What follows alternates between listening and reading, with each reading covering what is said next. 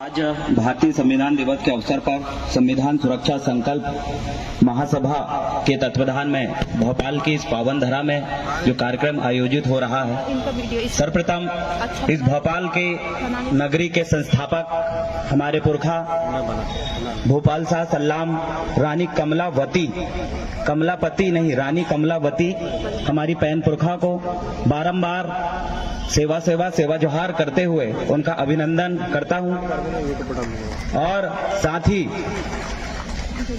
संविधान सभा की उस समिति में संविधान बनाने या बनाते समय जिन जिन महान पुरुषों का योगदान रहा उनको भी मैं बारंबार प्रणाम करता हूं, जोहार करता हूं और उनको याद करते हुए आज अपने वक्तव्य को मैं आगे बढ़ाऊंगा।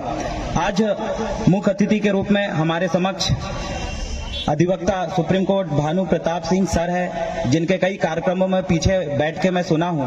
आज सौभाग्य का विषय है और मैं धन्यवाद देना चाहूंगा कि मुझे अपने विचार रखने का यहाँ अवसर मिला। साथ ही मोहम्मद पेचा जी सीनियर अधिवक्ता सुप्रीम कोर्ट, प्रोफेसर डॉक्टर ऋतु जी प्रोफेसर दिल्ली विश्वविद्यालय ओबीसी, ललित कुमार जी राष्ट्रीय अध्यक्ष अखिल भारतीय ओबीसी महासभा, साथ ही प्रीतम सिंह लोधी जी जो अभी सोशल मीडिया में लगातार उनके वीडियोस और करंट के जो ज्वलंत मुद्दे हैं उनके लगातार जो भाषण वायरल होते हैं उनको भी हम लगातार सुनते हैं, और साथ में तमाम सद्भावना सेवा फाउंडेशन के मेंबर जिन्होंने मुझे यहाँ पर आमंत्रित किया और समस्त सामाजिक संगठन 62 से ज्यादा संगठन के मुखिया यहाँ पर है। सबको फिर से जय भीम, जय मूल निवासी, जय संविधान, जय आदिवासी, जय गोंडवाना। आज मेरे लिए एक दुख का विषय ये भी है कि जिन लोगों के साथ मैं काम कर रहा था, डॉक्टर आनंद राय जी, अभय ओरी जी, इंजीनियर बिलेश खराड़ी, मेरे ये साथी जेल में हैं। आपको पता है इनके ऊपर राजनीतिक विद्वेष भावना से इन साथियों के ऊपर फर्जी एफआईआर, फर्जी मामले बनाए गए। टोटल रतलाम में जो हमारे जयस के मेरे युवा साथी है उनकी असंवैधानिक रूप से गिरफ्तारी हुई। उसी को लेकर लगातार हम लोगों का आंदोलन चला। सिवनी में हमारे 40 से ज्यादा साथियों के ऊपर एफआईआर दर्ज हुई। मैं खुद अभी एंटी सेपेटरी बेल पे छूटा हूं। बैतूल में भी हमारे ऊपर एफआईआर दर्ज है, मेरे ऊपर 22 से ज्यादा एफआईआर दर्ज है और 22 दिन से ज्यादा मैं जेल में रहा हूं। और मेरे बहुत सारे साथी, बाबा साहब अम्बेडकर जी कहते थे शिक्षित बनो, संगठित रहो और संघर्ष करो। साथियों, हम शिक्षित बने हैं, संगठित होकर लड़ भी रहे हैं, लेकिन वर्तमान सत्तासीन सरकार हमारे युवा साथियों को जब अपने हक अधिकार के लिए, जल जंगल जमीन के लिए जब हम लड़ते हैं तो हमारे युवाओं पे फर्जी एफआईआर दर्ज हो रही है। कई साथी मेरे जिला बदल है, कई साथी आज जेल में बैठे हुए हैं, उनकी जमानत नहीं होने दे रहे हैं। हमें ऐसे कार्यक्रम में आने के लिए लगातार संविधान विरोधी लोग चेतावनी देते हैं, डराते हैं कि तुम्हारा भी वो असर करेंगे जो तुम्हारे महापुरुष आदिवासियों करे। लेकिन हम डरने वाली कौम नहीं है, लड़ने वाली कौम है। हमने पहले भी लड़ा था, उम्र भले ही 24-25 साल की है, हमारे रगों में उन्हीं महान पुरखों का खून दौड़ रहा है। उन्होंने कभी अंग्रेजों के समक्ष और जितने भी आक्रमणकारी उनके समक्ष कभी सर नहीं झुकाया। हम लोग भी सर नहीं झुकाएंगे। बाबा साहेब के मिशन को लगातार आगे बढ़ाने का काम करेंगे। ग्रामीण स्तर से आया हूँ, छिंदवाड़ा जिले पतालकोट क्षेत्र का रहने वाला हूँ, आदिवासी क्षेत्र का। नाम देवरावन बलाबी है, गोंड जनजाति का हूँ मैं। और आपको मैं बता दूं, हमारे क्षेत्र में जो WCL कंपनी है, कोल माइंस जो एरिया है, वहां के आदिवासियों की हजारों एकड़ जमीन WCL 60 साल 70 साल के लिए लीज में लेती है और उसके बाद उन जमीनों में जब कोयला नहीं निकालते वो लोग पेंडिंग पड़ी रहती है तो उन जमीन का फिर से सरकार के नाम कर देती है। जब लीज खत्म होने के बाद आदिवासियों को जमीन मिलनी चाहिए, लेकिन वो आदिवासी जब लड़ते हैं तो उनको ऊपर फर्जी मुकदमे लगा के, फर्जी मामले दर्ज करके पुलिस के माध्यम से उठा के बैठा दिया जाता है। मैं आपको बता दूं, माननीय मुख्यमंत्री जी कहते हैं कि आदिवासियों की जमीन को कोई नहीं ले सकता, आदिवासियों की जमीन को कोई छीन नहीं सकता, भूमाफियाओं को जमीन के 10 फीट नीचे हम गाड़ देंगे। लेकिन बड़ी दुख की बात है कि वो मंच में बोलते कुछ और जमीन में होता कुछ है। इस भोपाल के अंदर इस जमीन में जिन लोगों का राज था, जिनके पुरखों की जमीन थी, आज वो लोग नदी के किनारे झोपड़पट्टी में रहने को मजबूर है। आज वो लोग जिनके पुरखों की करोड़ों की जमीन में आज बड़े बड़े कॉम्प्लेक्स बने हुए, बड़े बड़े मॉल बने हुए, जिनकी जमीन में वो लोग आज वहां पर रोड में पानी छींचते हैं, मजदूरी करते हैं, यहाँ पर बिल्डिंग बना रहे हैं और माननीय मुख्यमंत्री जी कहते हैं कि जमीन लेंगे तो 10 फीट गाड़ देंगे। मैं उनको बताना चाहता हूँ जितनी जगह भी विस्थापन हो रहा है उन जगह सबसे ज्यादा जमीन आदिवासियों की जा रही है। मैं उनको बताना चाहता हूँ जितने 5वीं अनुसूचित क्षेत्र जहां आदिवासियों को उनका स्वशासन का अधिकार है, आपने पैसा कानून के रूप में जो झुंझुना पकड़ दिया है, उस क्षेत्र में पैसा कानून जहां पर 100% आरक्षण आदिवासियों का है, वहां पर ये विस्थापन करके उन आदिवासियों को उनका अधिकार छीनने का काम कर रहे हैं और बोलते हैं कि भूमाफियाओं को जमीन में दान देंगे।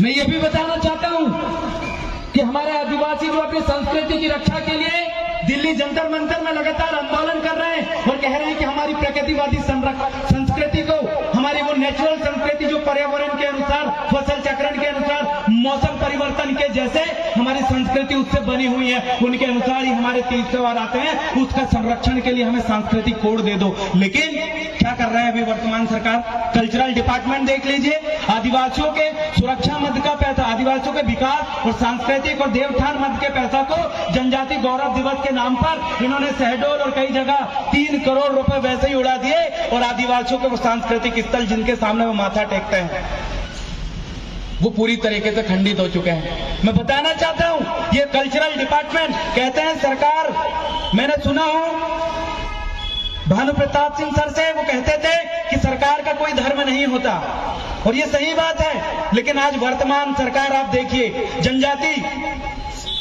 जनजाति समारोह के माध्यम से या जनजाति गौरव दिवस के माध्यम से ये 89 जो ट्राइबल ब्लॉक है वहां पर जाकर एक पर्टिकुलर धर्म का प्रचार करते हैं और बोलते हैं ये रामलीला चल रही है, साबरी चल रही है। अरे इनकी जगह क्यों नहीं दिखाते बिरसा मुंडा का संघर्ष? इनकी जगह आप क्यों नहीं दिखाते टांटिया भील का संघर्ष? इनकी जगह क्यों नहीं दिखाते आप वीरांगना महारानी दुर्गावती का संघर्ष? इनकी जगह क्यों नहीं दिखाते आप राजा शंकर शाह रघुनाथ शाह का संघर्ष? इनकी जगह क्यों नहीं दिखाते अम्बेडकर पुणे का संघर्ष? ये हमारे ट्राइबल ब्लॉक में जाकर खुद धर्मांतरण का काम करता है और कहते हैं कि हम आदिवासियों की संस्कृति को बचाएंगे।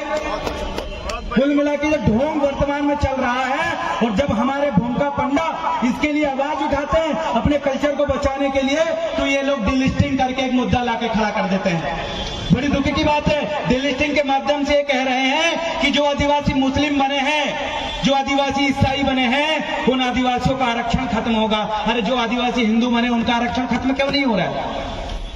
आदिवासी धर्म पूर्वी समाज है, उनके पास अपनी संस्कृति है। एक धर्म की डेफिनेशन आपके हिसाब से क्या है? जिसकी अपनी खुद की संस्कृति हो, जिसके अपने खुद के देवधामी पहन पुरखा हो, जिसके अपने रीति रिवाज, नैन दस्तूर, खुद के विवाह पद्धति से लेकर सारे कस्टम टोटम उसके हो। हमारे पास सब कुछ है, लेकिन हम इस धर्म के भ्रम में कभी नहीं उलझे। हमने कहा है कि हमारी प्रकृतिवादी संस्कृति ही हमारे लिए सब कुछ है। अगर उसको हमने बचा लिए, प्रकृतिवादी आदिवासियों की संस्कृति को किसी ने बचा लिया, तो इस पृथ्वी के संतुलन बनाने के लिए सबसे कोई ऑप्शन है तो आदिवासियों की संस्कृति है, क्योंकि पेड़ पौधा और मौसम परिवर्तन के साथ, इस प्रकृति के संतुलन बनाने के साथ हम अपने तीज त्योहार मनाते हैं। आगे मैं यही कहना चाहता हूं कि आदिवासियों की 5वीं अनुसूची जो क्षेत्र का ये ढोंग वर्तमान में मध्य प्रदेश में चल रहा है, पेशा कानून नाम से, ये कुल मिलाकर झुंझुना है। जो पेशा कानून 1996 में था, CND SPT कि जो एक्ट हमने पढ़े हैं, हमें जो अधिकार मिलना चाहिए था वो अधिकार इन्होंने नहीं दिए हैं और पूरे मध्य प्रदेश के आदिवासियों को बेवकूफ बना रहा है। तो इस भोपाल की पावन धरा पे पूरे मध्य प्रदेश के आदिवासियों को मैं कहना चाहता हूं कि जो पेशा कानून आपके सामने इन्होंने पेश किया है और बड़े इन्होंने कई प्रकार से उसको बड़ा प्रोजेक्ट करके पेश किया, करोड़ रुपए खर्च करके पेश किया, उसको पढ़िए और समझिए। ये आपके फिर से जंगल जमीन को छीनना चाहते हैं। ये आपकी जमीन में जो खनिज संपदा है, अरबों खरबों की खनिज संपदा है, जिसको ये छीन के अपने चंद अडानी अंबानी पूंजीपतियों के हाथ में सौंपना चाहते हैं। क्योंकि हम समझते हैं इनकी मानसिकता को, हम जानते हैं कि हिटलर शाही मुसोलिनी को हमने पढ़ा है, फांसीवाद को हमने पढ़ा है। फांसीवाद के नियमों को लागू करने के लिए ये लोगों को किसी भी प्रकार से मजबूर कर देंगे। 2 वक्त की रोटी के लिए सिर्फ आप लड़ते रहो। ये बेरोजगारी का आलम जो धार्मिक कट्टरपंथी हमारे बीच में डेवलप ये लोग कर रहे हैं, जो प्राइवेटाइजेशन ये कर रहे हैं, ये सब संकेत है हिटलर शाही की ओर जाने का। इस बात को हम समझ रहे हैं और इस भोपाल की पावन धरा पे मैं ये सभी साथियों को कहना चाहता हूं कि डॉक्टर आनंद राय जी और जितने भी रामदेव ककोड़िया और सैकड़ों हमारे आदिवासी लड़ने भिड़ने वाले साथी जो कि बाबा साहब अम्बेडकर के मार्ग पे चल के अपना आंदोलन कर रहे हैं, काम कर रहे हैं, ऐसे साथियों की जो गिरफ्तारी हुई है उस गिरफ्तारी के खिलाफ आप भी आवाज उठाएं, क्योंकि आदिवासी अगर एक कदम भी आगे बढ़ता है तो ये लोग बढ़ने नहीं देना चाहते।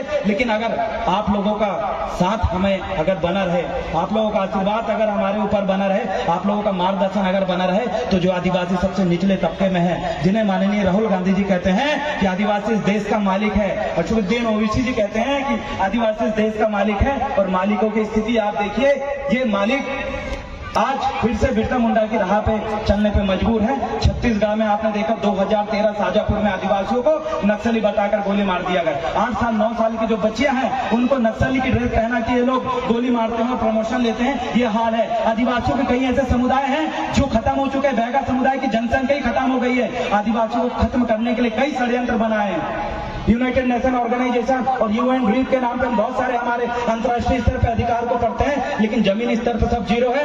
आप सभी लोगों को यही कहना चाहता हूं कि वक्त है एसटी एससी ओबीसी माइनॉरिटी सभी को एक होने की, मूल निवासी और सभी बहुजन साथियों एक होने की। अगर एक होकर हम इस मनुवादी ताकत के खिलाफ लड़ेंगे तो हमें जीतने से कोई नहीं रोक पाएगा। जय जय जय जय जय भीम। बाबा साहेब का मिशन अधूरा हम सब मिलकर करेंगे पूरा। बाबा साहेब का मिशन अधूरा हम सब मिलकर करेंगे बहुत पूरा। बहुत धन्यवाद। जय सेवा, जय गणवाना, जय आदिवासी, जय संविधान।